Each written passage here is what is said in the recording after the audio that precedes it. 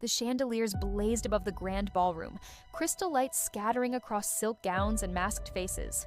Sophia's gown shimmered as she moved, gliding into the rhythm of the orchestra. For a brief moment, she allowed herself to feel like part of the glittering world her family commanded, until her partner leaned close, his mask hiding everything but a half smile. His breath brushed against her ear. "Your father's empire wasn't built on his money. It was stolen."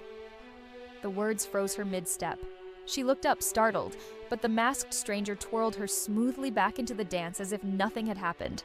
Around them, laughter and champagne drowned the moment, but Sophia's pulse raced in her throat. "What did you just say?" she whispered sharply. The stranger's head tilted, his mask catching the light. "Edward's blood isn't just on his hands. It built your house. It paid for this very chandelier above us." Her heel faltered. No guest should know her grandfather's name. Not like this. She tried to tug away, but his grip was steady, almost intimate. "Who are you?" she demanded. "You already know," he murmured. "You've always known. You just didn't want to believe it." Her fingers trembled as she reached for his mask, pulling it away in one swift motion. Music swelled in the background, violins crashing, but inside her chest only silence. Daniel. Her brother's eyes locked onto hers, calm and unflinching, as though this revelation were a game he'd been waiting years to play. "Daniel," she whispered, her throat dry. Why would you say these things?" He smiled, slow and dangerous. "Because it's time you stop believing the fairy tale. Our family's empire isn't golden, Sophia. It's rotten." Before she could answer, the dance ended. The crowd clapped politely, the couples shifted, and in the chaos of velvet and masks, Daniel slipped from her grip. She spun, desperate to catch him, but his figure melted into the sea of costumes, leaving her spinning in the hollow of the ballroom. Her hands shook as she noticed something folded in her palm, a slip of paper pressed there without her realizing. She unfolded it beneath the glow of the chandelier. 3 words scrawled in Daniel's sharp handwriting. "Ask Elena." The room blurred. Laughter, music, clinking glasses, all of it felt distant. The floor beneath her heels seemed to tilt. She pressed the note to her chest, her breath quick and shallow. Why Elena? Why would her brother lead her to the maid, the woman who had been in their house longer than Sophia had been alive? Her gaze darted across the ballroom, searching for Daniel. But he was gone. She stood frozen beneath the chandelier, her heart thundering as the orchestra swelled into another waltz. Everyone else danced as if nothing had happened, but Sophia knew the night had shifted. The empire she had trusted, the family she had believed in, suddenly felt fragile, one secret away from breaking apart, and her brother had just lit the fuse. The mansion had fallen silent, the echoes of the ball long gone. Sophia sat cross-legged on her bed, the folded note spread before her like a curse. "Ask Elena." The words seemed to pulse under the glow of the lamp. Her fingers brushed the ink again and again, as though she could force them to mean something else. A soft knock broke the stillness. Midnight. She froze. Her breath caught. Slowly, she rose and opened the door. Elena stood there, her uniform pressed but her eyes unsteady, as if she'd been waiting outside too long. Did Daniel tell you something at the ball?" Elena asked carefully, her voice almost a whisper. Sophia's heart kicked. "You know about it?" The maid's face tightened, and she lowered her gaze. "I shouldn't have asked."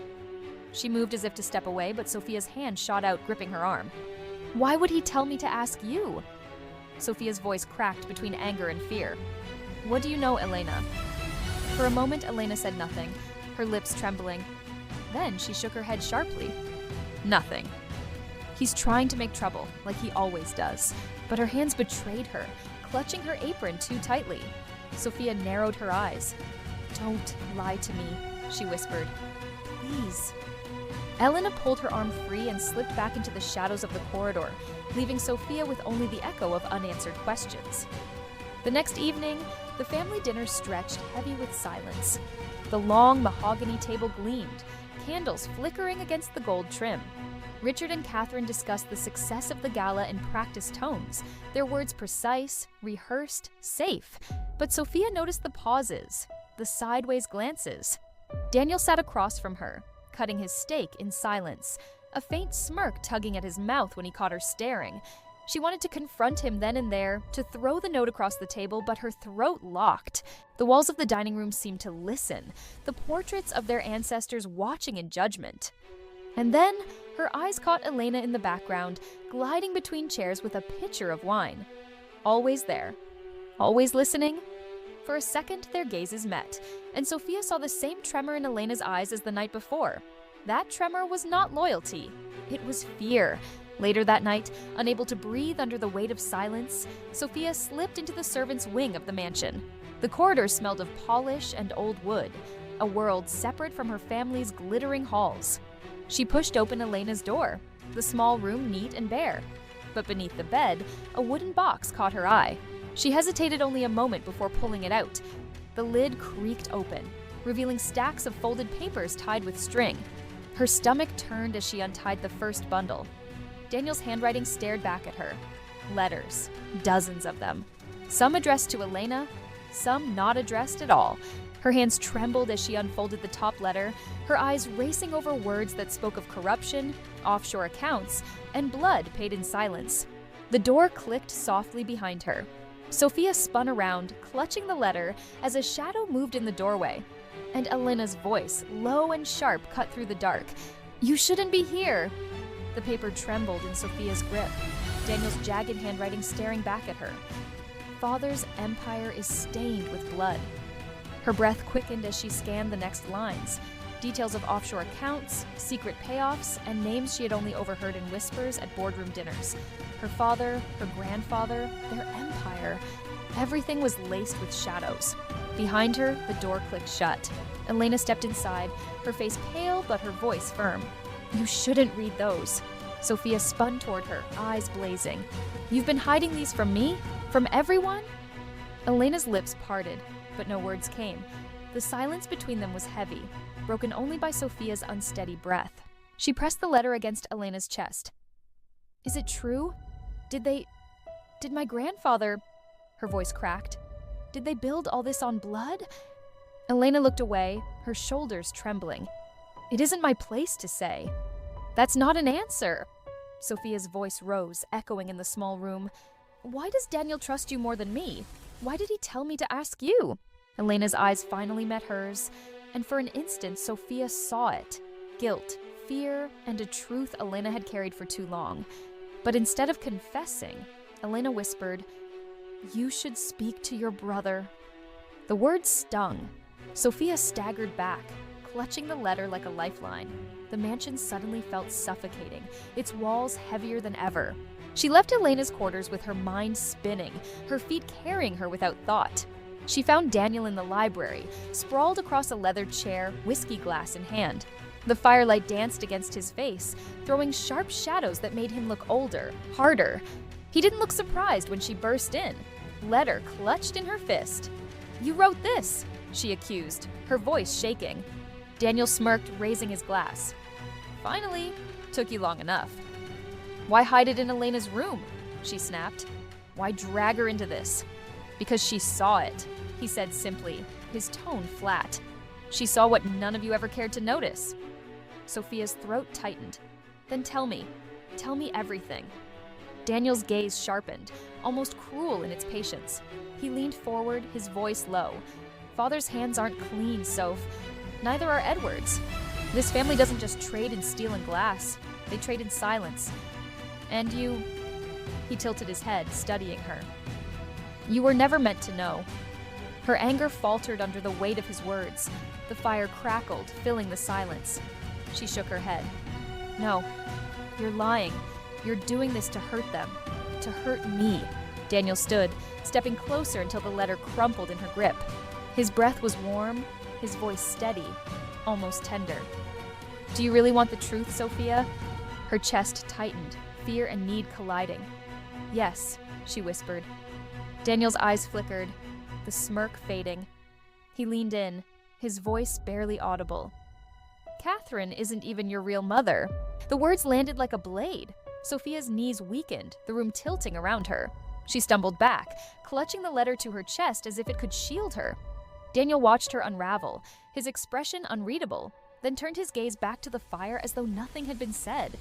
And in the crackle of silence, Sophia realized her entire world had just been shattered. The storm had passed by morning, leaving the mansion draped in a deceptive calm. But inside, the air was heavier than the clouds that had scattered. Sophia stood in the grand hallway, suitcase in hand, her face pale but her eyes steady. For the first time, she looked less like the sheltered daughter of a billionaire and more like a woman who had tasted betrayal too deeply to stay. Richard's voice thundered from the top of the staircase. "You will not walk out of this house, Sophia. Not with my name, not with my blood." Sophia tilted her head back, meeting his glare. Her voice was calm, cutting through the silence like glass. "But I'm not your blood, am I?" The words struck harder than any storm. Catherine, standing just behind Richard, flinched as if she had been slapped. Edward's cane tapped against the marble floor as he approached, his face unreadable but his eyes burning with the knowledge that had finally slipped free. "You are a Miller because I say you are," Richard growled, his hand gripping the banister. "And you will not shame this family." Sophia's lips trembled, but she didn't back down. "This family shamed itself long before I knew the truth." She glanced at Catherine, the woman who had raised her, yet stood silent when her heart cried for answers. "You could have told me. You all could have told me. Instead, you buried me in lies." Catherine stepped forward, her hands reaching out, but Sophia recoiled as if the touch would burn. "Sophia, No!" Sophia cut her off. "I don't need your excuses. I needed your honesty, and now it's too late." For a heartbeat, the house was silent except for the echo of rainwater dripping outside. Edward's cane struck the floor again, firm, final. "If you leave, you are no longer one of us," he said, his voice heavy with the weight of legacy. Sophia held his gaze, tears slipping down her cheeks. "Then I was never one of you to begin with."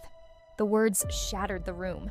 Richard's jaw clenched, Catherine's sobs broke free, and Edward's mask of control cracked into the faintest flicker of rage.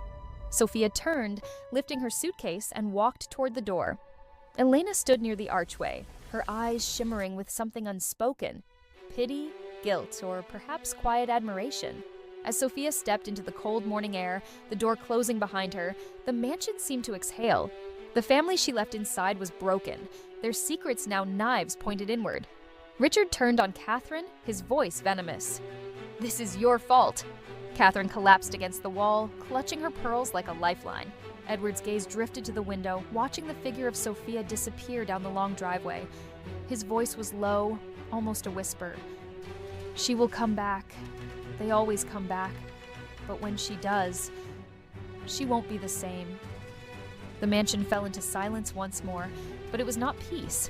It was the quiet of a battlefield after the First War, knowing more blood was yet to spill.